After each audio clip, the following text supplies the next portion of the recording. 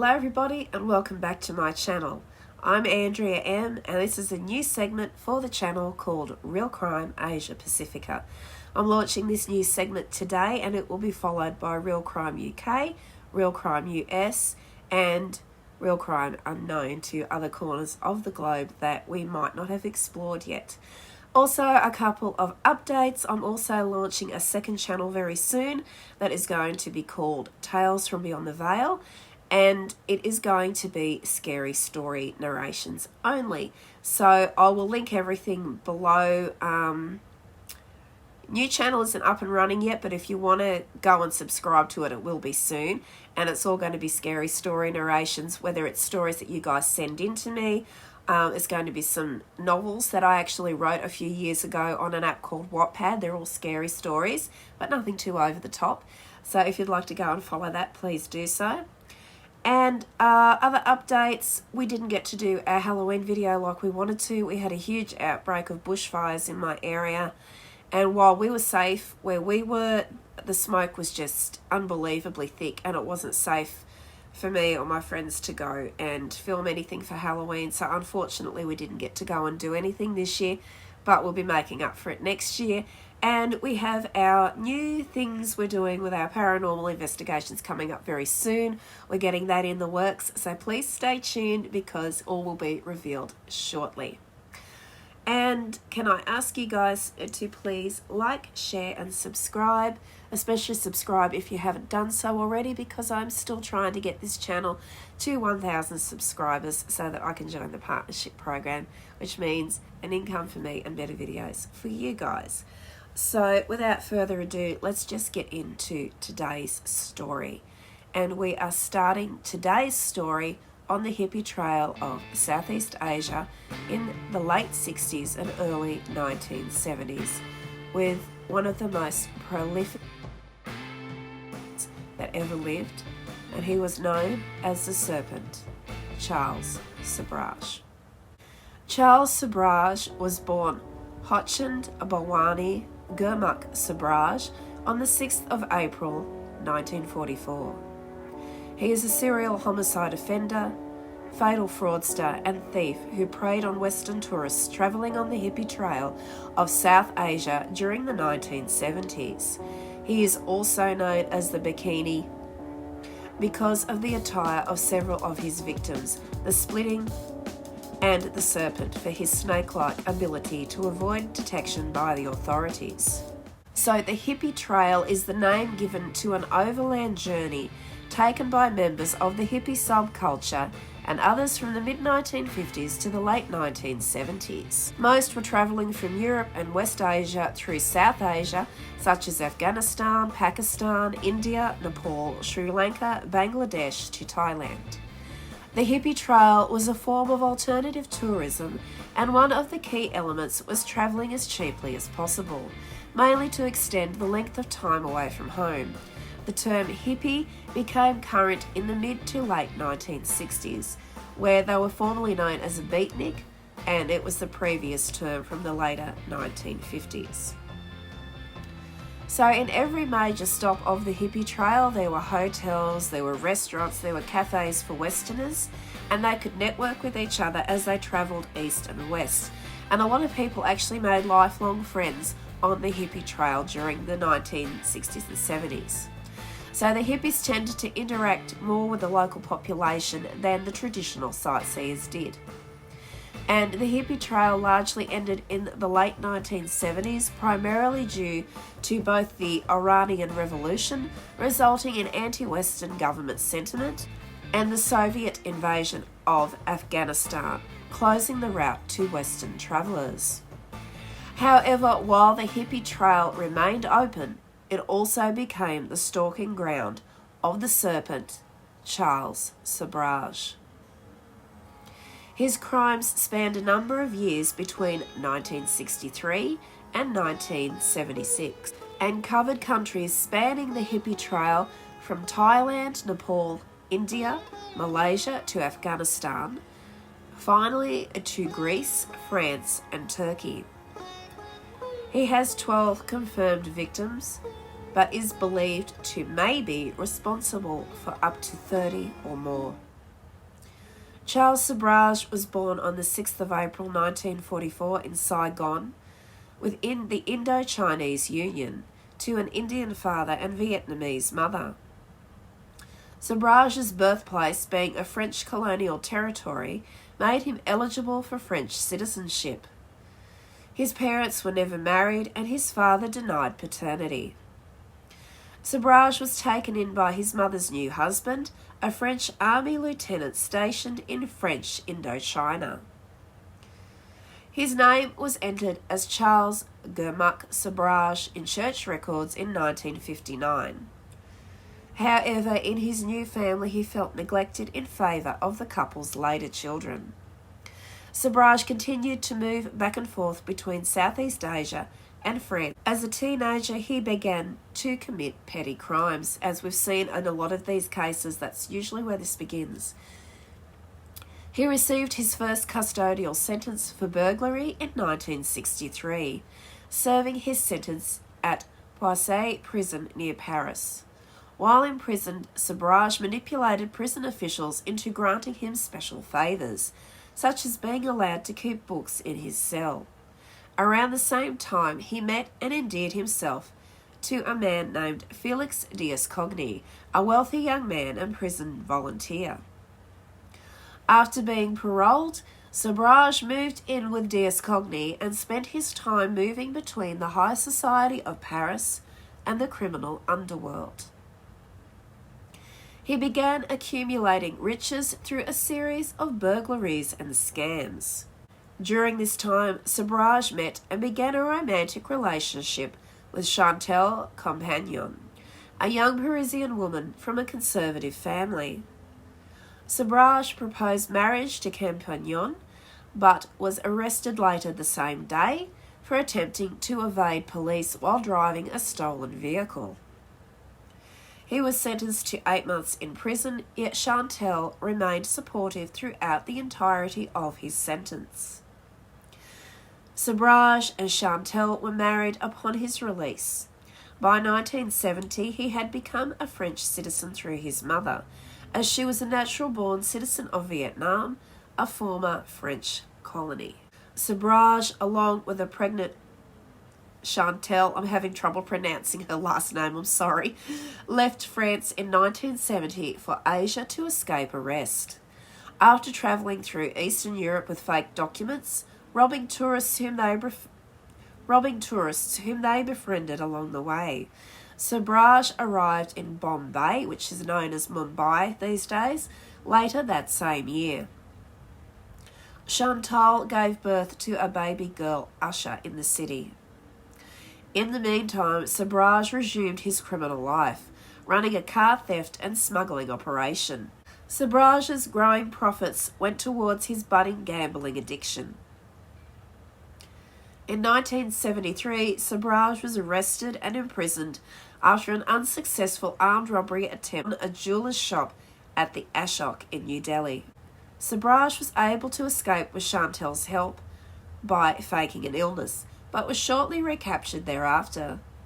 Sobrahj borrowed money for bail from his father and soon afterwards fled to Kabul. There, the couple began to rob tourists on their hippie trail and were arrested again. Sobrahj escaped in the same way he had in India, feigning illness and drugging the hospital guard. Sobrahj fled to Iran, leaving his family behind. Chantal, though still loyal to Sobrahj, wished to leave their criminal past and returned to France, vowing never to see him again. And I don't think that actually worried Charles Sobrahj too much at all from what happens next. Sobrahj spent the next 2 years on the run, using as many as 10 stolen passports. He passed through various countries in Eastern Europe and the Middle East. Sobrahj was joined by his younger half-brother Andre in Istanbul.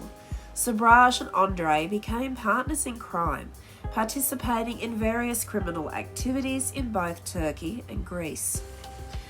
The duo were eventually arrested in Athens after an identity switch hoax went awry. Sobrahj managed to escape, but his half-brother was left behind. Andrei was handed over to the Turkish police by Greek authorities and went on to serve an 18-year sentence. Another thing I don't think worried Charles Sobrahj very much at all. Present-day apartment building, the legend Saladiang, stands where Cannet House, where the couple based themselves, once stood in Bang Rak, Bangkok. On the run, Sobrahj financed his lifestyle by posing as either a gem salesman or illicit substances dealer to impress and befriend tourists whom he defrauded. In India, Sobrahj met Marie-André Leclerc from Levi, Quebec, a tourist looking for adventure. Dominated by Sobrahj, Leclerc became his most devoted follower, turning a blind eye to his crimes and his philandering with the local women. So this guy nearly reached cult leader status. Sobrahj gathered followers by gaining their loyalty. A typical scam was to help his target out of difficult situations. In one case, he helped two former French policemen. And this guy has got so much nerve, it's unbelievable. And he helped these two former policemen, Yannick and Jacques, recover missing passports that Sobrahj himself had actually stolen. In another scheme, Sobrahj provided shelter to a Frenchman, Dominique Reliot, who appeared to be suffering from dysentery. But he wasn't suffering from dysentery at all. Sobrahj had in fact poisoned Dominique. He was joined by a young Indian man, R.J. Chowdhury, a fellow criminal who became Sobrahj's second in command. Sobrahj and Chowdhury committed their first known taking of a life in 1975. Most of the victims had spent some time with the pair before their deaths and were, according to investigators, recruited by Sobrahj and Chowdhury to join them in their crimes. Sobrahj would later claim that most of the homicides he was involved with were accidental overdoses of temazepam and heroin, but investigators state that the victims had threatened to expose Sobrahj, which was his motive for taking their lives. The first victim was a young woman from Seattle, Teresa Knowlton, named Jenny Bolivar in the book Serpentine, who was found drowned in a tidal pool in the Gulf of Thailand, wearing nothing but a flowered bikini. It was months later that the Knowlton post-mortem, as well as forensic evidence, proved that her drowning, originally believed to be a swimming accident, was actually the deliberate taking of her life by a third party. The next victim was a young nomadic Turkish Sephardic Jew, Vitaly Hakim, whose burnt body was found on the road to the Pattaya resort, where Sobrahj and his growing clan were staying. Dutch students Henk Bintanya, 29, and his fiancée Cornelia Hemke, 25, were invited to Thailand after meeting Sobrahj in Hong Kong. They, like many others, were poisoned by Sobrahj, who then nursed them back to health in order to gain their obedience. As they recovered, Sobrahj was visited by his previous victim, Hakim's French girlfriend, Charmaine Carew, who had come to investigate her boyfriend's disappearance. Fearing exposure, Sobrahj and Chowdhury quickly hustled Bintanya and Hermika out. Their bodies were found strangled and burned on the 16th of December 1975. Soon after, Carew was found drowned and wearing a similar styled swimsuit to that of Sobrahj's earlier victim, Teresa Knowlton. Although the homicides of the two women were not connected by investigators at the time, they would later earn Sobrahj the nickname the Bikini. On the 18th of December, the day the bodies of Bintanya and Hermika were identified, Sobrahj and Leclerc entered Nepal using the deceased couple's passports. And that's just so insidious. I cannot believe this man.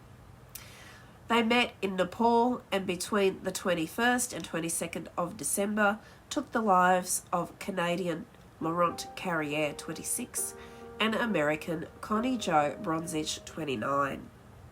The two victims were incorrectly identified by some sources as Laddie Dupois and Annabella Tremont. Sobrahj and Clarke returned to Thailand using their latest victims' passports before the bodies could be identified. Upon his return to Thailand, Sobrahj discovered that his three French companions had started to suspect him of serial homicide, having found documents belonging to the known victims. Sobrahj's former companions then fled to Paris after notifying the local authorities.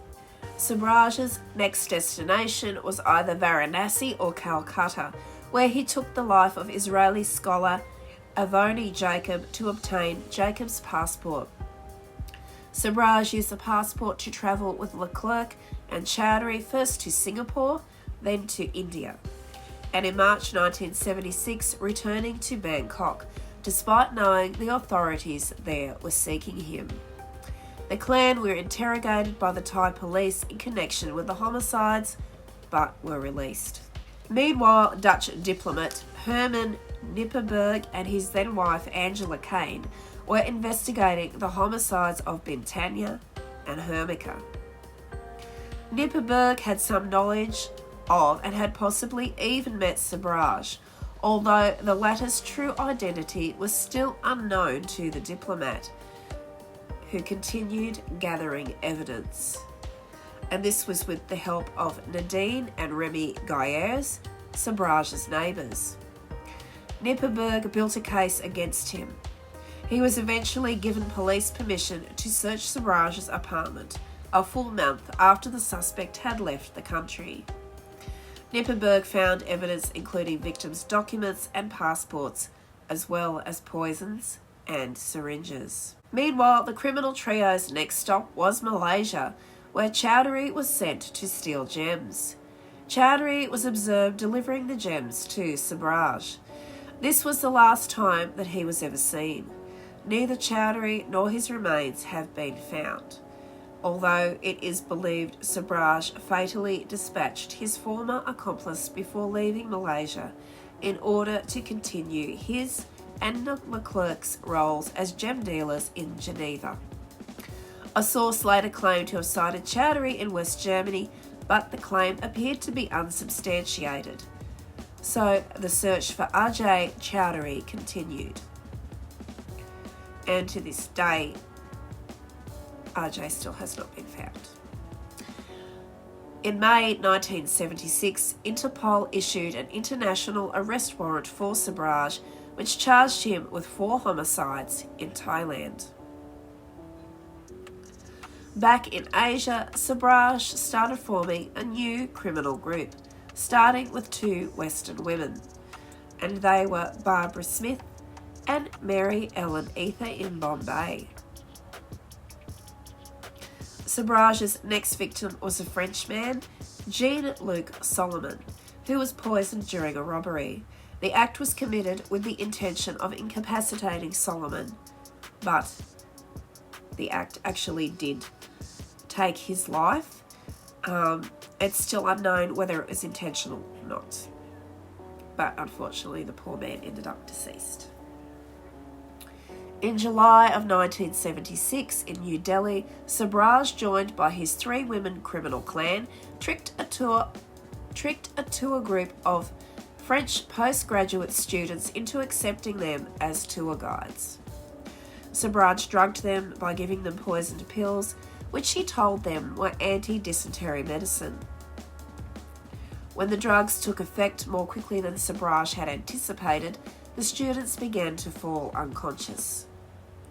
3 of the students, realising what Sobrahj had done, overpowered him and contacted the police, leading to the capture of Sobrahj.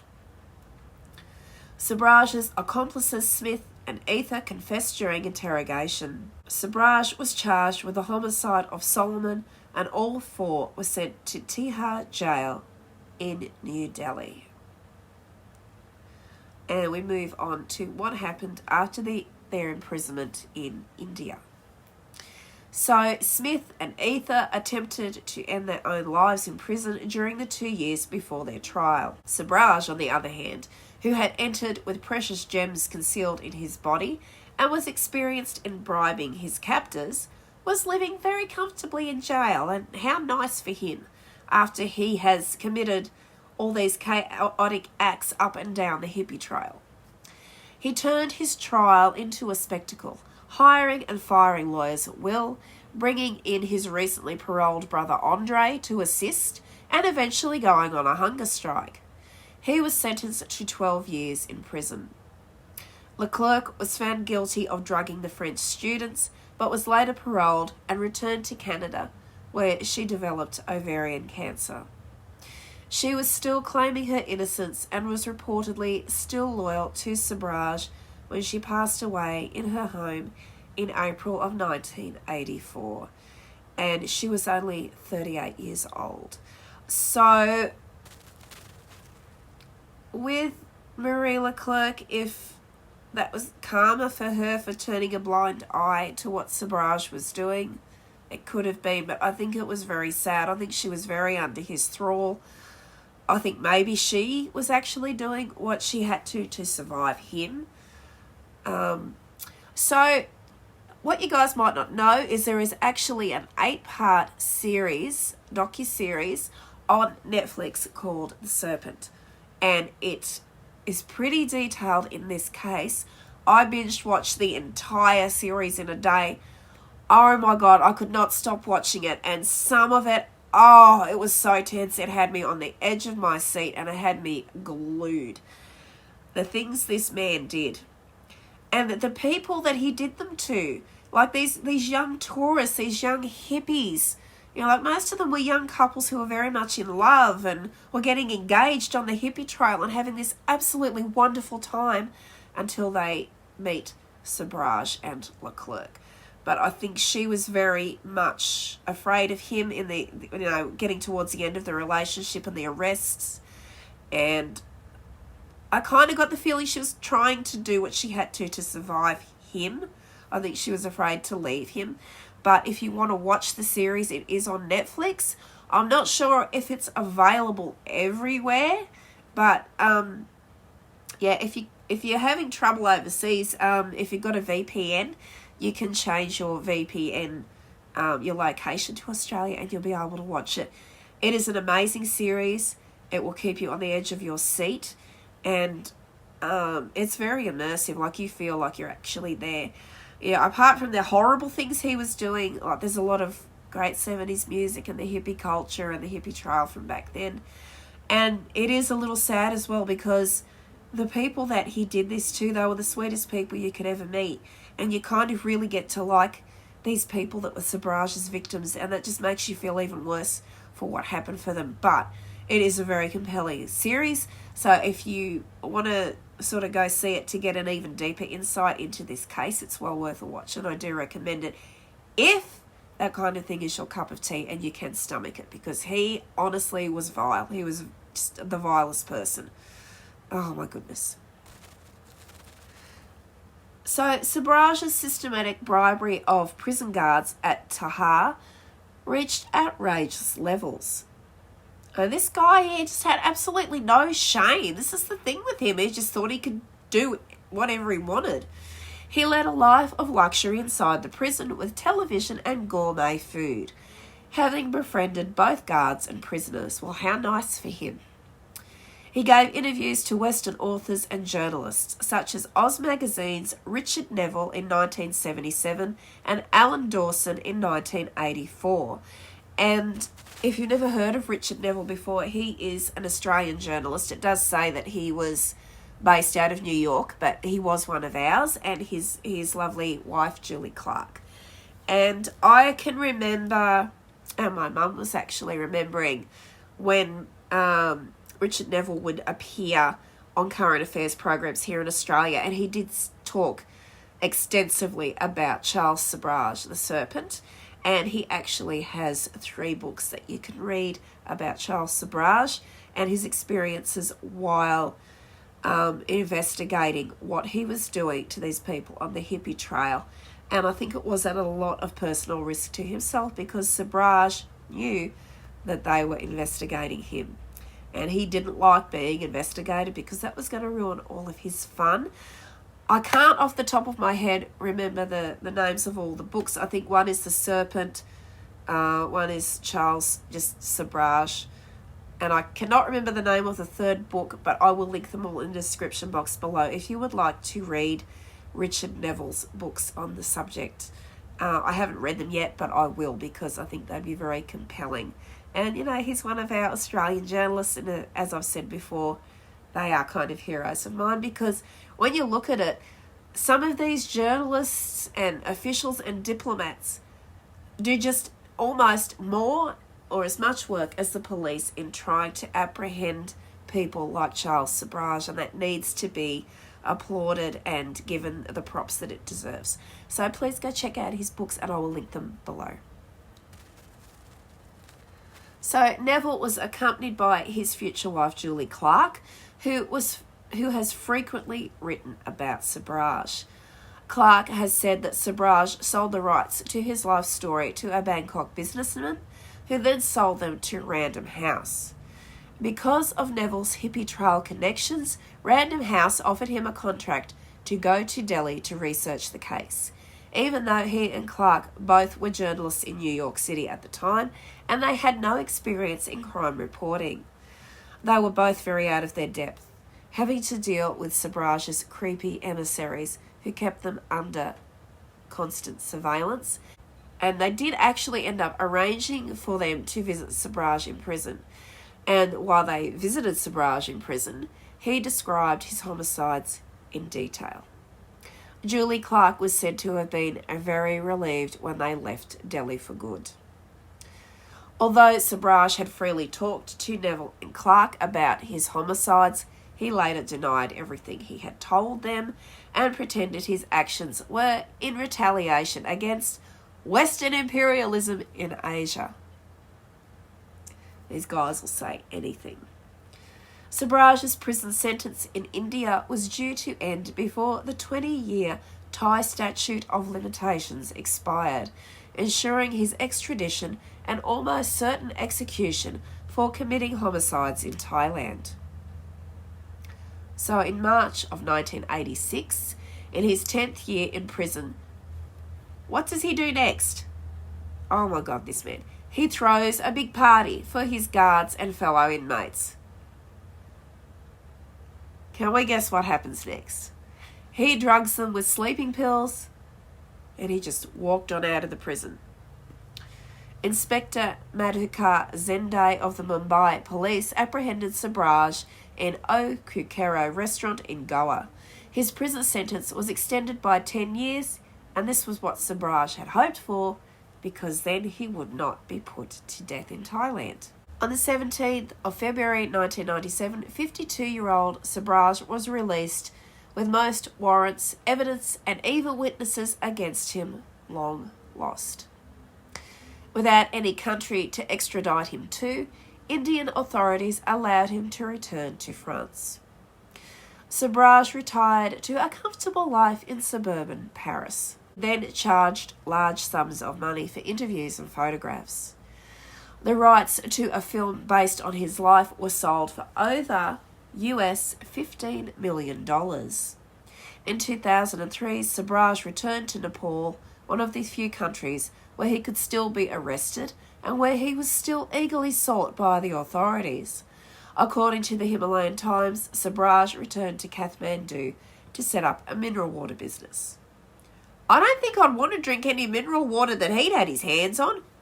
You wouldn't know what'd be in it. His return is thought to have been the result of his yearning for attention and overconfidence in his own intellect.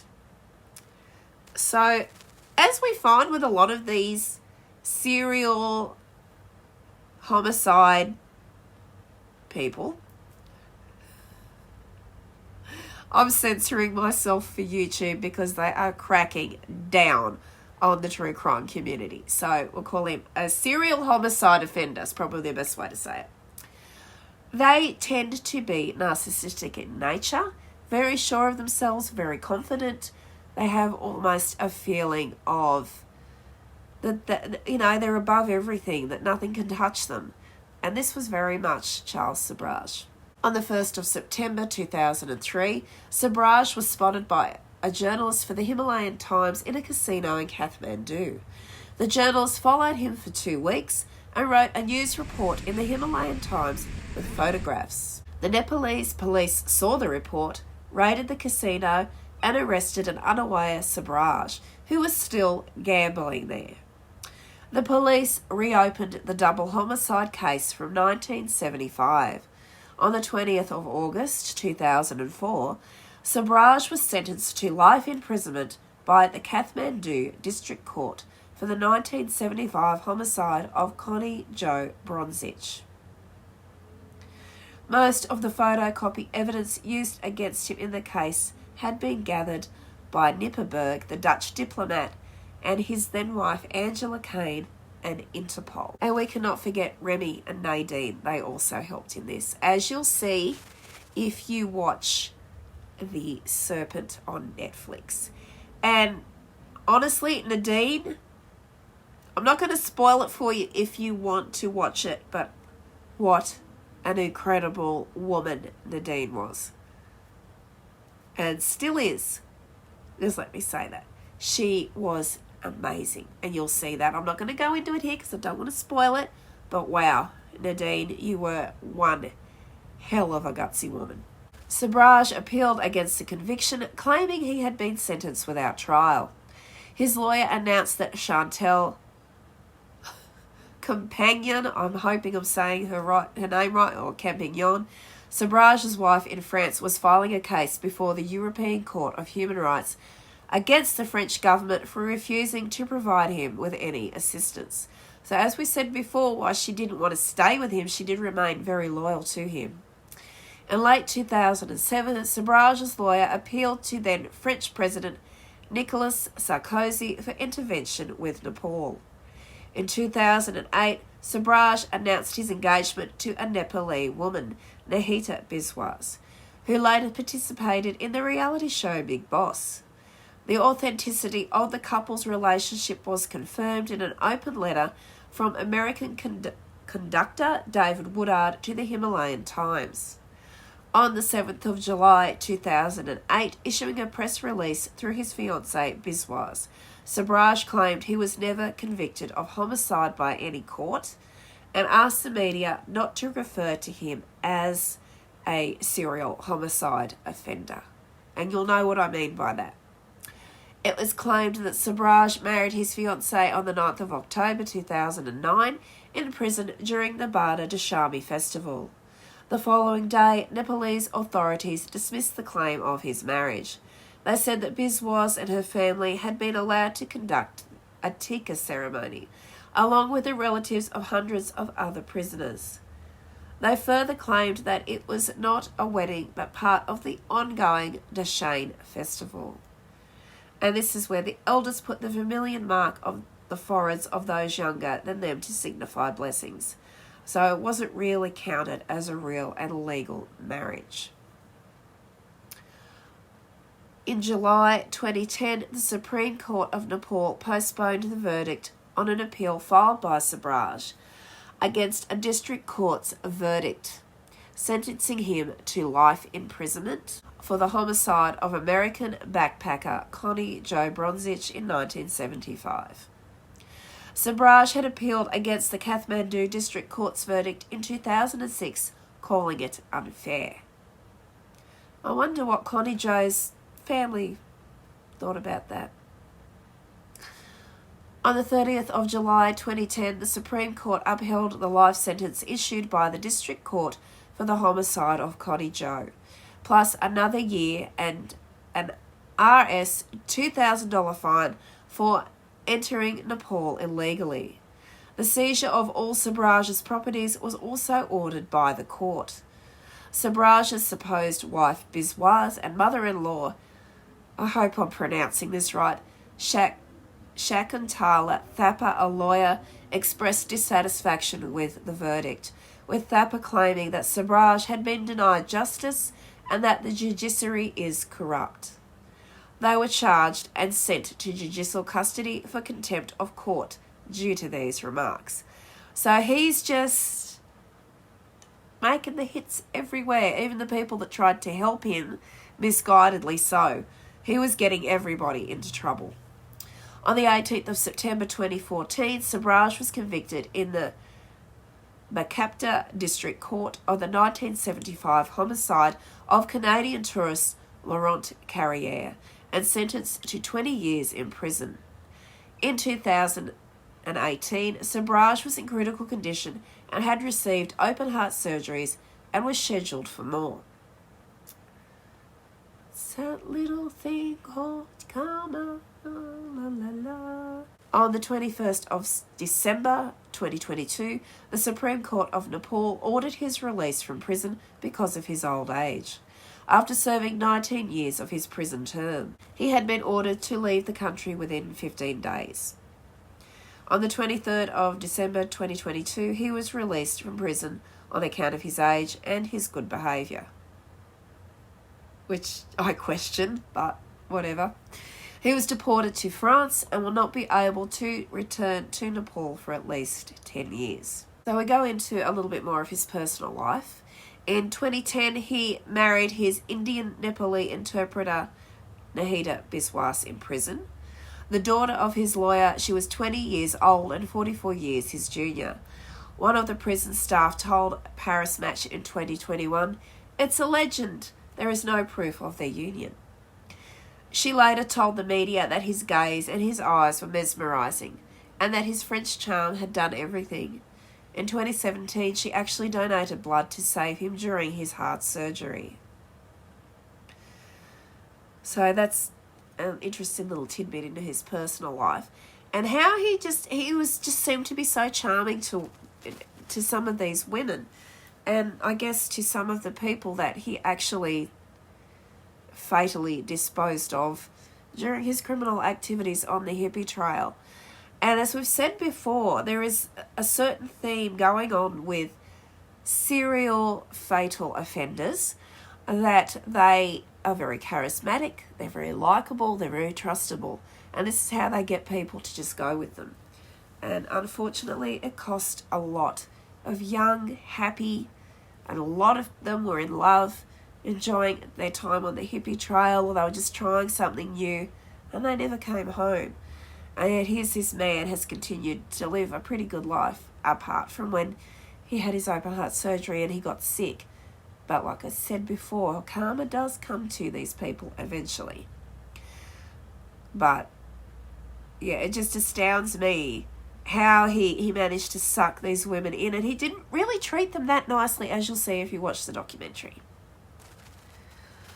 So he has been portrayed quite a bit. Sobrahj has been the subject of 3 non-fiction books. Serpentine, 1979, by Thompson. The Life and Crimes of Charles Sobrahj, by Richard Neville and Julie Clarke. And the section titled The Bikini, by Noel Barber in Reader's Digest collection. Great Cases of Interpol, 1982. Neville and Clarke's book was the basis for a 1989 made-for-TV film, The Shadow of the Cobra.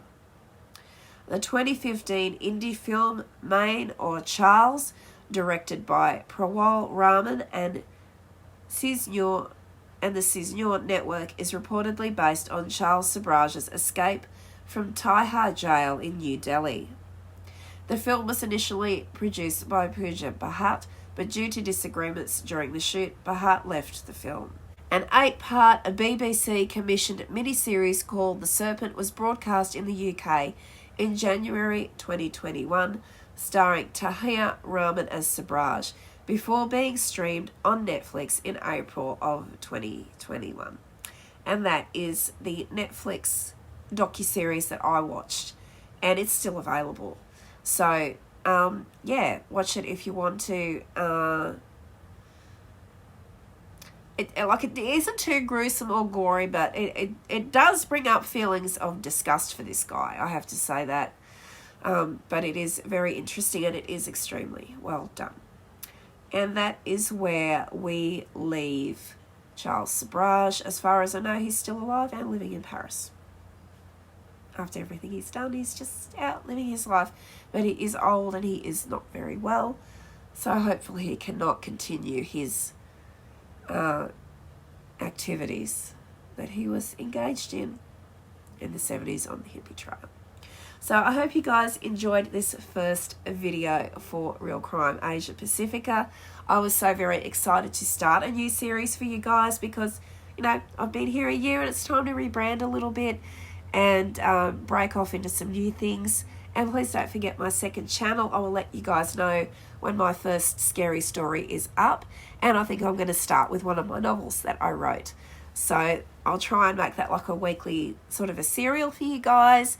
And I'm going to also be including a dedicated email address where you guys can actually send your own scary stories to me to be read on the channel. And you can remain anonymous if you like, or you can put your name on it or a nickname. It's all good. And they'll be read on the channel as well. So if you've got a really scary story or you've heard of one, doesn't matter where it's from in the world, because we're not just sticking exclusively to Australia anymore. We're branching out, because that's what we need to do, because there's so many interesting stories and things happening all around the world. And unfortunately, we never seem to run out of material for real crime or true crime or whatever. So there's going to be more Oz Files, there's going to be more strange phenomenon worldwide. We're going to be delving into everything strange, unusual, mysterious, nefarious, whatever you want to say. There's going to be more of everything. There's going to be more missing down under, missing international, and we might see if we can look into a few Interpol cases. And I would love to present some 411s that were investigated by David Paulides as well, because wow, that is such a phenomenon going on across the globe. So anyway, guys, thank you so much for joining me once again. It's lovely to be back on my regular shooting schedule. And yeah, I'm going to be bringing you guys a lot of different content. So thank you once again. Please stay safe, everybody. And I will see you again next time. Bye.